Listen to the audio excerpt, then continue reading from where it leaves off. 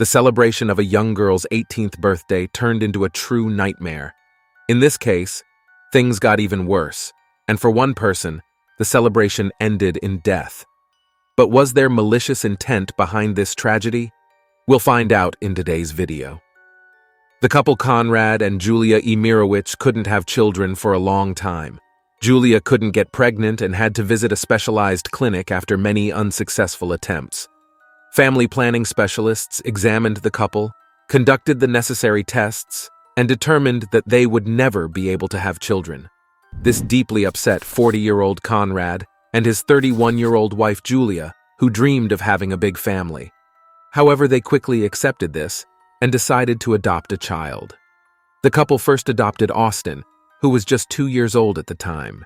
This happened in 2002, and 14 months later, they adopted a girl just 3 days after her birth. The baby was named Megan Joyce. The child was born to a mother addicted to illegal substances, so it was removed from a dysfunctional family. Imagine the couple's surprise when Julia discovered she was pregnant a few months after adopting 2 children. It was simply a miracle. The family was religious and believed that God had sent them a child as a reward for their good deed of adoption. Their third and only biological child was Morgan.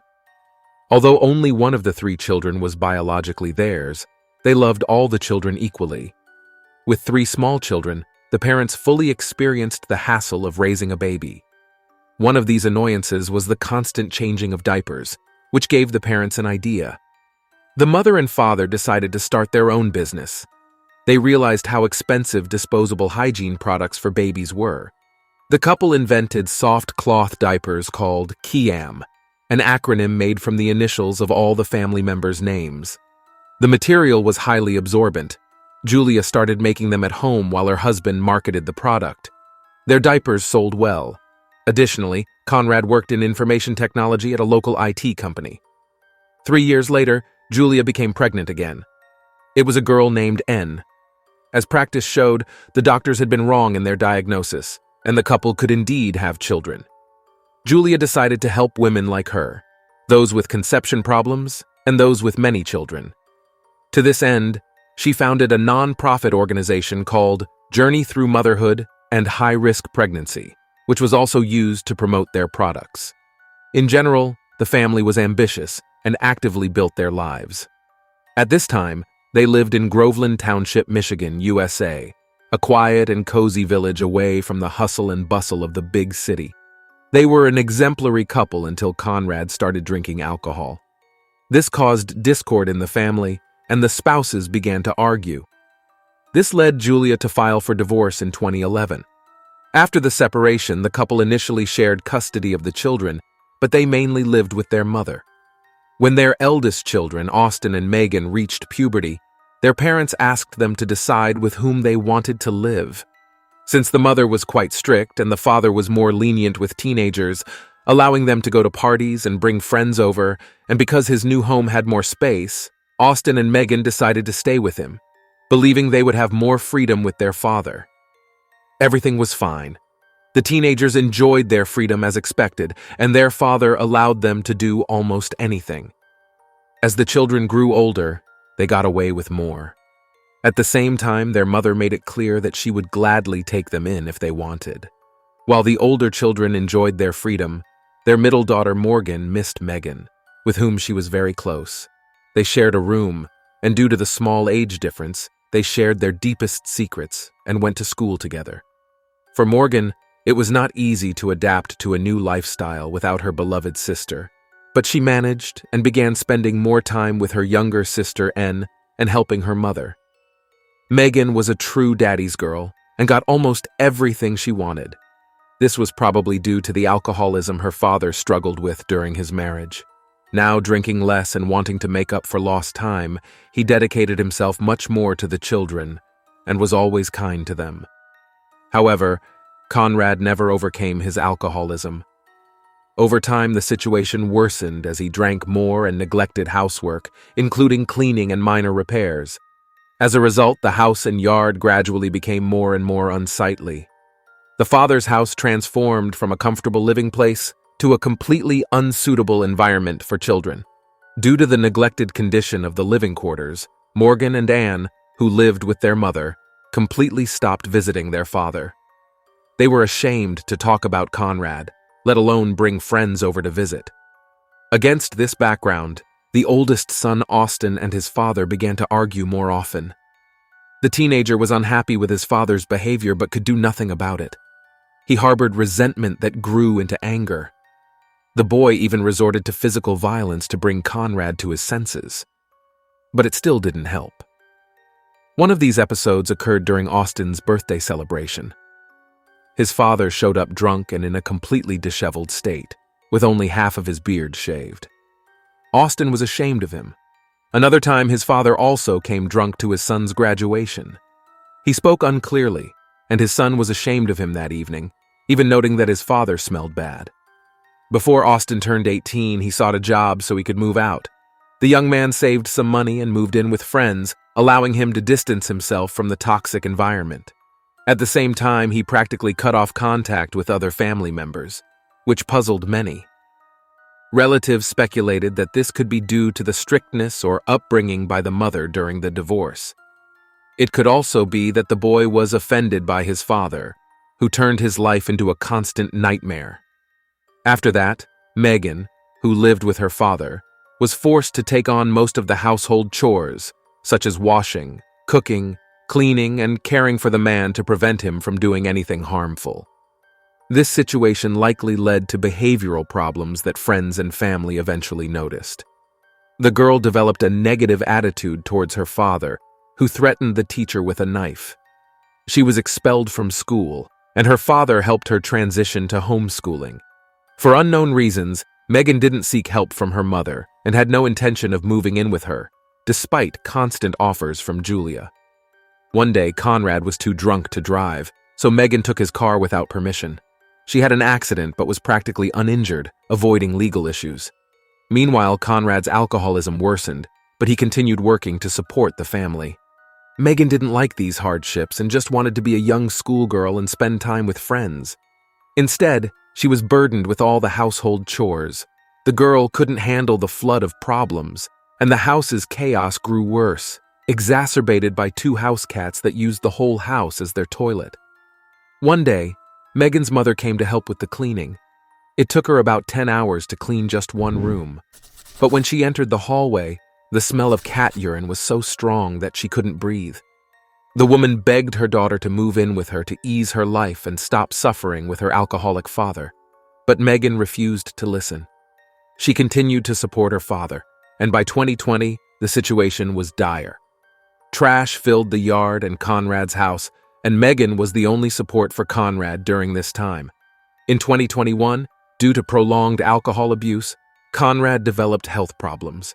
He regularly lost consciousness and control of his bladder. Megan stayed close to her father, whom she considered her best friend without exaggeration. Many thought she didn't leave him because she feared he wouldn't survive long without her, which was likely true. Others believed Megan enjoyed the absolute freedom she had because there was no supervision. She could mostly do whatever she wanted. At the same time, her father never resorted to physical violence. He was a good guy. They could argue, but it always ended in simple verbal disputes. In the fall of 2021, Megan wanted to celebrate her 18th birthday. Her birthday was on September 29th, but she wanted to celebrate it on October 1st after school when all her friends could come to the party. They rented a hotel room for her, which her father promised to pay for, although he took a long time to agree. In the morning, Konrad was supposed to take his daughter to the hairdresser at 10:30 a.m. However, in the morning, she found him unconscious on the living room sofa. He didn't respond to any attempts to wake him and was dead drunk. Megan lost her temper and started screaming that he had let her down, to which her father responded with a shout before turning over and falling back asleep. Megan was so angry that she took several objects at hand and threw them at Konrad. She then called her friend and asked her to take her to a beauty salon. Megan also took a selfie with a tearful face and posted it on her social media to express her sadness over what had happened. When she left in the morning, Megan took her father's bank card, but it didn't work for payment. The young rebel thought she had entered the wrong PIN and wanted to ask her parents. She started calling, but her father didn't answer. She asked her friend Kayla, who lived nearby, to go to her house and find out the PIN code from Konrad. Kayla arrived at Megan's house around 4 p.m. She entered, greeted Konrad from afar, but was literally speechless in shock when she saw him up close. He was alive, but his entire body was covered in terrible sores. His fingertips were literally burned, and his legs looked green. The man gave her the PIN code, and Kayla called Megan to inform her of the code and expressed her shock at Konrad's condition. Megan calmly told her not to pay attention to her drunk father. Kayla then called Austin, whose number she had saved for emergencies. Austin came to help and asked her to report what she had seen to the emergency services. Kayla called 911 and waited for the ambulance.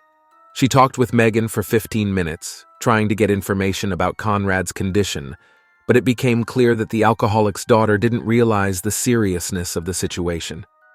Paramedics responded quickly to the call, but had difficulty navigating the cluttered yard. When the man was carried out of the house on a stretcher, Kayla heard him speaking deliriously in another language. By this time, Austin arrived with his friend, Lucas. He asked his father what had happened, to which Konrad replied that everything was fine. When the young men entered the house, they found blood and some white powder on the sofa where their father had been lying. Nearby was an open jar of anti-clogging powder. This powder was probably on their father's body, but how did it get on the sofa? At the hospital, Konrad remembered that his wounds might have been caused by his daughter throwing several rather heavy objects at him before leaving the house. However, Megan was mainly concerned about her father's condition. She called him several times trying to find the correct PIN code. Unable to pay for the beauty salon services, she seemed even angrier. The girl didn't understand that her father had severe health problems and was hospitalized. When her friend told her this, Megan didn't comprehend what she was talking about and laughed, saying he was just drunk. However, the conversation was already about serious health issues. By this time, doctors had assessed Konrad's condition and found it severe. Unfortunately, the hospital lacked the necessary equipment to treat such severe burns. It was considered whether the victim could be transported to a better-equipped hospital. Austin called his mother and asked her to check Konrad's house again, as he had to stay at the medical facility. The woman searched for a mobile phone at the scene and was horrified again by the apartment's condition. Meanwhile, doctors prepared Konrad for transport and conducted several tests, including checking his blood alcohol level. The specialists were shocked. Even after 6 hours in the hospital, his levels were 2.5 per milli. For comparison, the legal limit for driving is 0.8. Even after such a long hospital stay, Konrad was still very drunk. His blood alcohol level in the morning could only be guessed after talking to his daughter. This explained why he remembered almost nothing and made only fragmentary statements. Before Konrad was transported to a new hospital, 3 police officers came to speak with the victim. They were told everything known, including the suspicion that the daughter had used some white powder to burn her father deliberately. The law enforcement officers had to check several contradictory statements simultaneously. To do this, they decided to split up. While one investigator talked with the victim, the others searched for his daughter. Austin called Megan, yelling that she had deliberately injured her father with chemicals. Julia informed the police officers where her daughter would be celebrating her birthday, so some officers headed there. Around 12 a.m., the police found a car with teenagers, including Megan. They pulled her out of the car to ask her some questions about what had happened. Initially, the police wanted to arrest the girl, but during questioning, she reluctantly admitted that she might have thrown household chemicals at her father.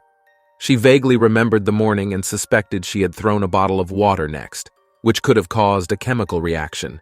The officers had to arrest her and take her to the station. Meanwhile, Konrad allowed the authorities to search his house. Here, the police found a jar of white powder, a highly alkaline product used to eliminate particularly strong clogs. Megan was charged with assault with the intent to cause serious bodily harm. She could post bail of $75,000, but she didn't have that much money and remained in custody. At this point, Konrad was in severe pain. In the new hospital, Surgeons assessed his condition as serious, requiring numerous wound treatments and the removal of dead tissue to make room for new skin. Transplants were also necessary. Most of the man's injuries were classified as nearly maximally severe. Austin was given responsibility for his father's treatment decisions. During Konrad's recovery process, he underwent numerous operations and suffered from multiple infections that his weakened immune system could hardly handle. He developed speech problems and had to undergo a tracheotomy due to the prolonged inhalation of chemical fumes, which severely damaged his lungs. Dialysis was necessary, and his condition worsened particularly quickly as the infection in his left leg progressed. Consequently, Austin decided to amputate it. By this time, Konrad's suffering had already lasted over 5 months, but doctors could not prescribe effective treatment. Konrad's emotional state became critical, repeatedly asking to end his life support measures to relieve him of pain and suffering. More than anything, the man wanted to return home. Konrad was eventually discharged home, where some relatives could visit him. But 3 days after his release, the 64-year-old man died as expected from complications on March 6, 2022. Forensic experts determined that the cause of death was poisoning with reagents that affected his lungs and kidneys. This event allowed Megan's act to be classified as murder. She was also accused of the reckless use of a potentially dangerous chemical resulting in death. The girl spent almost 15 months in prison before the trial began. The first hearing was scheduled for June 12, 2023. All relatives and friends who knew the victim of the incident testified, telling roughly the same story, instilling confidence in the reliability of the reconstructed events. They all doubted that the daughter had deliberately killed her father. They confirmed that Megan loved her drunk father Konrad and cared for him. But that day, she threw these items at him out of anger over the possibility of him ruining her celebration, without paying attention to what they were and without understanding the consequences. However, the prosecution had a different opinion. The prosecution believed that the teenager had specifically prepared chemicals to get rid of her father. This was not out of anger, but clearly planned. How else could it be explained that the girl accidentally encountered the chemicals and water, which caused such a reaction? The prosecution did not believe that the girl first accidentally threw the reagents and then accidentally poured water on them, causing a chemical reaction. All this resembled a premeditated crime, according to the prosecution. Lawyers countered the prosecution's accusations. The man lay on a wet sofa because he had bladder control problems. Megan didn't need to throw water on him and might not have done so because she was unsure during the conversation with the police. The reagent could have accidentally been spilled, and the burns could have been caused by the furniture on which the man lay being wet due to his urine. The girl couldn't have done this because such actions and reactions take time, and she spent all that time at the beauty salon. Serious questions arose about the reaction's strength. Alkali does not react with cold water at room temperature and takes a long time to damage the skin. It reacts almost instantly with hot water. According to the lawyers, everything pointed to the fact that the girl deliberately poured hot water into the bottle and threw it on her father. However, all the circumstances of the case indicated the opposite, meaning she didn't do enough to harm her father. His lifestyle worsened the situation. The version seriously considered was that after Megan left, someone else came and caused this reaction, becoming the cause of Konrad's severe injuries. Austin, in particular, came under new suspicion due to his strange behavior on the day of the incident and his strained relationship with his father and other relatives. He could be seen as a potential murderer. The fact is that Konrad remained alone in the house from 10 a.m. to 4 p.m. During this time, anyone could have come and done anything to him, taking advantage of the morning scandal's confusion. Nevertheless, the jury found Megan guilty on July 15, 2023. The final decision lay with the judge, who scheduled a sentencing hearing in 10 days. The matter was extremely controversial. Some jurors believed the defendant had deliberately killed her father, while others attributed it to an accident and a grudge that had built up over the years. She admitted that she had no idea mixing certain reagents with water could lead to a person's death. On July 25, 2023, the sentence was announced. The defendant, who had previously declined to testify, gave a 15-minute emotional speech in her defense. She said she was very sorry, missed her father, and didn't want to hurt him. At the same time, Megan noted that she wasn't sure what exactly she threw at him. The defendant asked the judge for understanding and support in realizing her dreams, including a college degree in marine biology and creating a program to support depressed children to change the world. The girl claimed she posed no danger to society. Consequently, the judge decided to give the young 19-year-old Megan another chance and sentenced her to only 1 year in prison and 5 years of probation. Megan and her lawyers had not even expected such a lenient sentence and were very pleased. The defendant's mother and sisters supported her. Considering the time already served in prison, she was released immediately after the trial, having spent more than the prescribed time behind bars. The prosecution was disappointed with the verdict and demanded the offender be placed under house arrest. However, the court refused to restrict the girl's movement and put her under GPS surveillance.